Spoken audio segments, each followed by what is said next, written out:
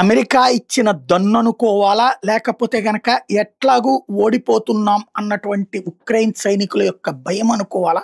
ఆ మధ్యన ఫస్ట్‌లో ఉక్రెయిన్ మీదన దాడి చేసినటువంటి రష్యా డొనెట్స్క్, లుహాన్స్‌కి, జపోరిజియా, ఖెర్సన్ ప్రాంతాలలో 80% ఆక్రమించుకుంది.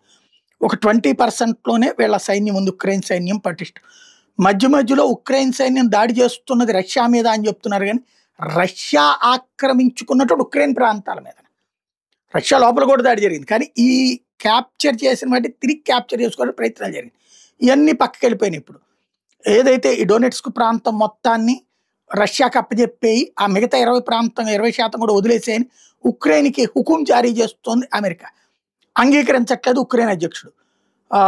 వాళ్ళు పెట్టిన 28 సూత్రాల ప్రణాళికకి రష్యా ఓకే అంది. ఉక్రెయిన్‌లో మిగతా సైన్యపు సిబ్బంది ఓకే అంటున్నారు. జెలెన్స్కీ ఒక్కడే ఆపుతున్నారు. ఈలోపుగా ఎలాగూ అమెరికా ఓకే అంది. మనం ఇప్పుడు అడ్డుపడేవాడు ఎవడు లేడు. అట్లాగే ఉక్రెయిన్‌లో ఉన్నటువంటి సైన్యం కూడా మనల్ని ఎవడేం చేయలేడు అనుకున్నారేమో తెలీదు.